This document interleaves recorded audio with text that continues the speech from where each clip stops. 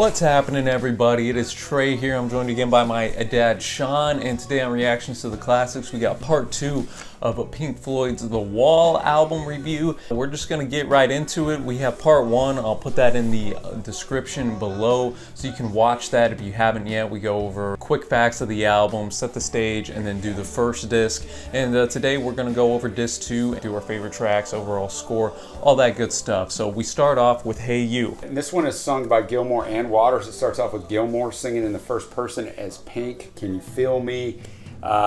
Waters goes then after the solo into the third person, kind of a narrative role, singing about Pink. Yeah, and here Pink realizes that he's shut himself off with the outside world, starts to...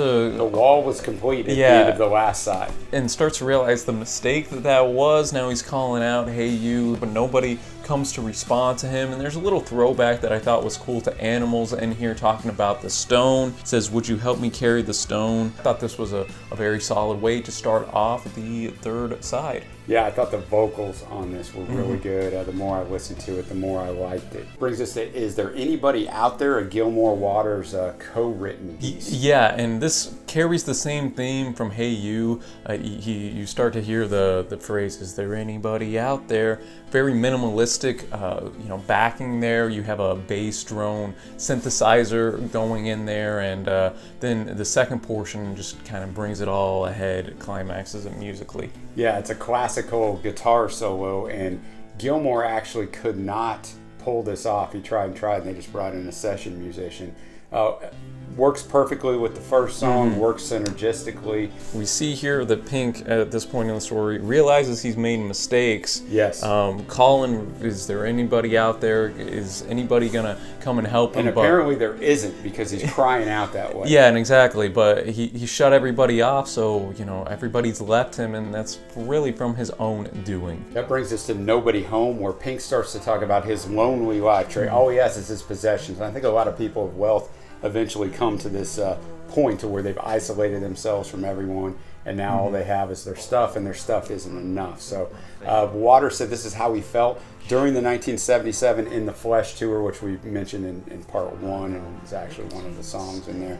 And it's also based a little bit on Syd Barrett. Yeah, and I think some of the lyrics resonate even with people today. There's 13 channels, nothing on the TV, got that electric blue buzz going on here. And this was actually the final song completed for this record. The Gilmour, Ezrin, and Waters had an argument, and they challenged Waters to come up with one more song. He came back the next day with this. So a unique little trivia tidbit here. I thought it did a good job of furthering, that isolation theme that Pink's going through. And that takes us to Vera, and here, going back to that TV theme, you can kind of hear some TV noise in the background, and this is a reference to Vera Lynn. She had a famous song in World War II, a little bit ironic since Pink's father died in World War II. Yeah, and there's a lyric in there, Vera, what has become of you? Which suggests that, like her promise, she has also disappeared. The song's a little weird in here. It sort of fits with it, but it's the only song in this entire album that I'm like, I guess just the World War II, and he lost his dad in World War II, Pink did, and so did Waters, and I guess that's why it's here. I don't know. It's fine. I mean, it's probably my least favorite on this side. Yeah, it seemed a little filler-ish, and it transitions nicely. The Vera and this next track, Bring the Boys Back Home, almost work as a single song. It does. This one's only 1 minute 21 seconds. It starts with Waters singing in like his upper register with a choir supporting him, and then that choir disappears. Voices from Pink's past and present mingle while his manager pounds on his hotel room door. Yeah, and Waters had something unique to say about this track. He said it was the central track in this entire Wall album. Track. He said it's partly about not letting people go off and be killed in wars, but it's partly about not allowing rock and roll or making cars or selling soap or anything that anybody might do, not letting that become such an important and jolly boys game that it becomes more important than friends, wives, family. So essentially not letting your work or life's work get in the way of don't let the priorities the get people that really matter in your life. And I thought it was an interesting callback, because at the very end of this track, when the manager's pounding on his door, you hear that, is there anybody out there? So a little callback, I think, to what he's going through, in the previous songs. And that takes us to the iconic track comfortably numb. The lyrics here were written by Waters, and the music backing was written by Gilmour. This is ranked in the top 500 Rolling Stones songs of all time. It's over 6 minutes long, which makes it the longest track on the album. Again, one of Pink Floyd's most famous songs that they have in their entire catalog, and this was inspired by a time whenever Waters had to get tranquilizers at a Philadelphia show in 1977 because he had hepatitis. Yeah, and he was in pain. They injected him in his stomach, and I can't even imagine the pain of that. Gilmour's guitar stands out on this. It was ranked 4th in the Guitar World top 100 solos of all time in a reader's poll.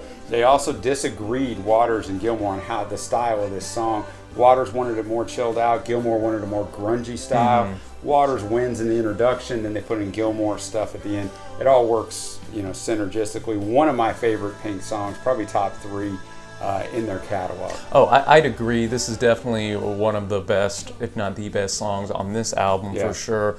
The more you listen to it, the more you enjoy it. Yes. It has a floaty, spacey, almost drug-infused type feel to it, which I think is what the song That's what they wanted, is aiming out for now that Pink's going down this drug-induced state, which really shapes up side 4. Yes, it does. As well, and as you mentioned, those guitar solos are just killer. Really fantastic, differing array of styles, and a fantastic way to end this third side. Well, Trey, we start off side 4 with "The Show Must Go On." It was written by Waters, but actually sung by Gilmour. Waters doesn't appear anywhere on it, either lyrically or instrumentally. The only song on this entire album where that is the case. But Waters did want the Beach Boys to actually come in and kind of create their sound on this, and they no-showed him at the last possible second on the day that they were going to record it. He does achieve that. I like this song. It's necessary because it sets the table for the rest of this side. Oh, absolutely. I think that choir backing vocals really gives it a different feel than any other Pink song we've really heard up to this point, and especially on this album. Makes it stand out a bit, so I enjoyed it for that. Then that'll take us into track 2 on this side, "In the Flesh," and here is where the drug-induced state of Pink hits its climax. He's at a concert and he starts to just have a hallucination and believe that he's like a fascist dictator. Just starts going off on all these different types of people in the crowd.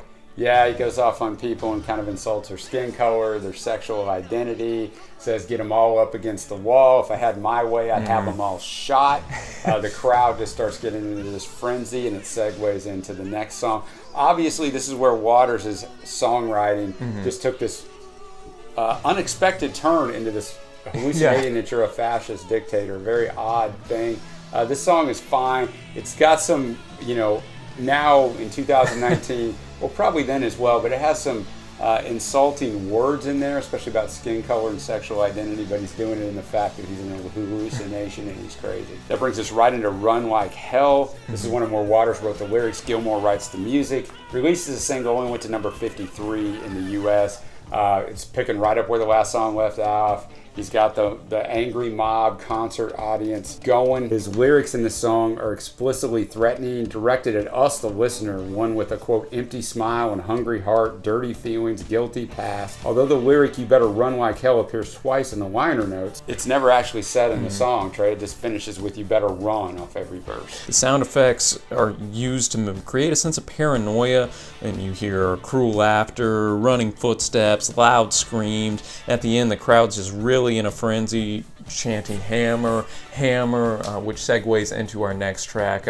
Just a quick note on this track, it did have a bunch of these crazy lyrics, but a lot of the song was a little bit more upbeat, which was kind of interesting. I enjoyed it for what it was. I will say side 4 is my least favorite side on the record, but it does do the most for the story itself. Yeah, it was my least favorite as well, but you're exactly right. It was necessary. It brought it all to this culmination. There's really no way to pretty up these songs with the way the story, the direction it takes. That'll take us to "Waiting for the Worms." Here, Pink's thinking has decayed at a great measure. think of a worm, you know. Yeah. And he says, "You can't reach me now." He even says, "Goodbye, cruel world." And there again, another nice throwback to a line that was said earlier in the album. He's really just barking orders. You hear that hammer, hammer in the background, again against those types of people he was raging against earlier on and on this side. And you know, this really is the climax of his madness, I think. And then he concludes by saying, all you need to do is follow the worms. From the megaphone, Waters' rant lapses into incomprehensibility,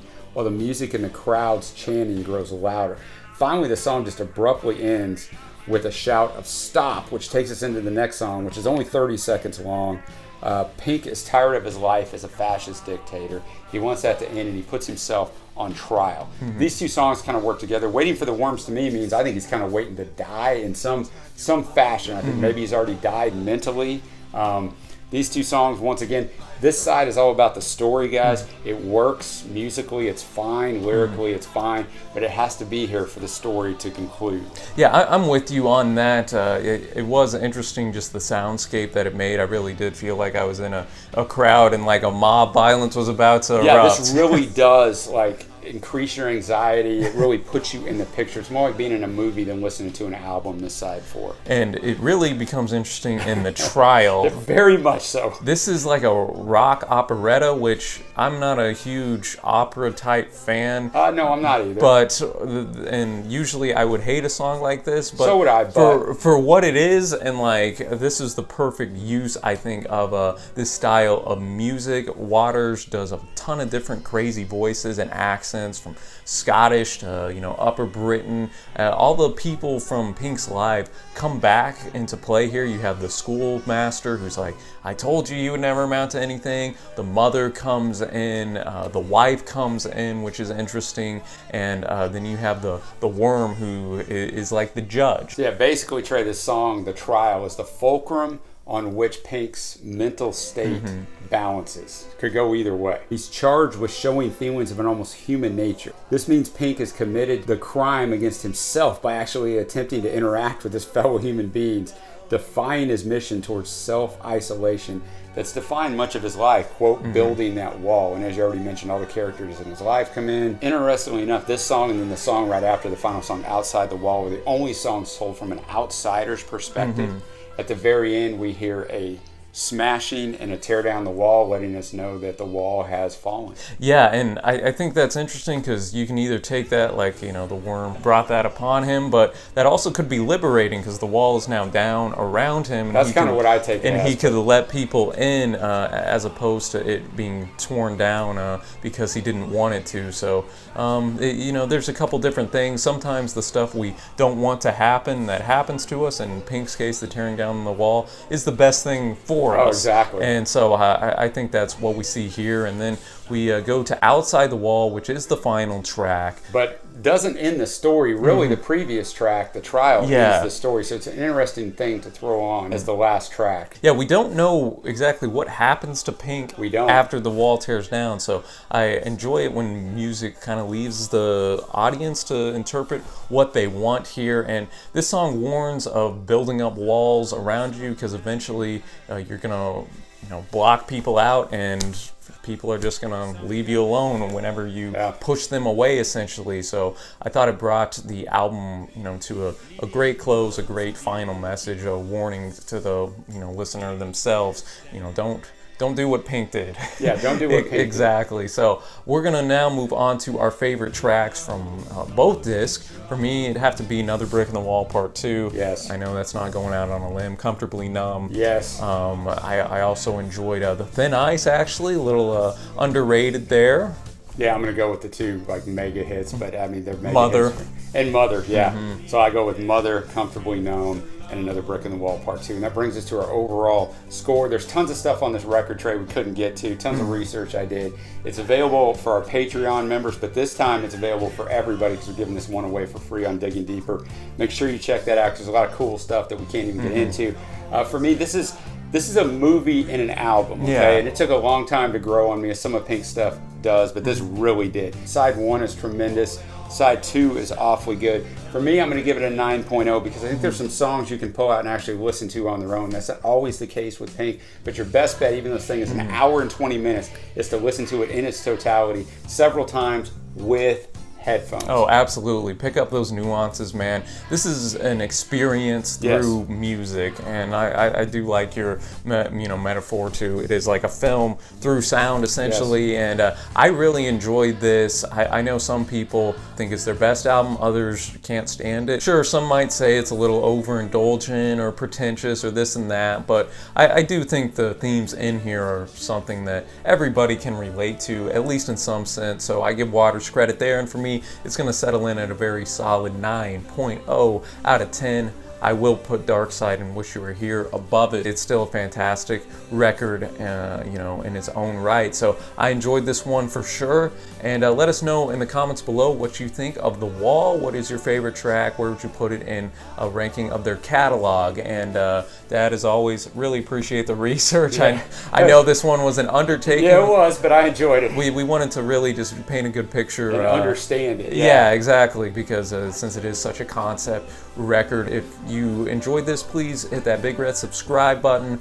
We upload twice a week in a variety of genres, and we appreciate everybody watching, y'all. Until next time, happy listening, and we will see ya.